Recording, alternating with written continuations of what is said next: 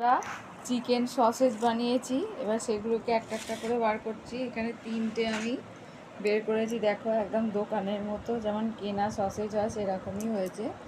তোমরা বুঝতে পারছো নিশ্চয়ই, দেখতেও পাচ্ছ।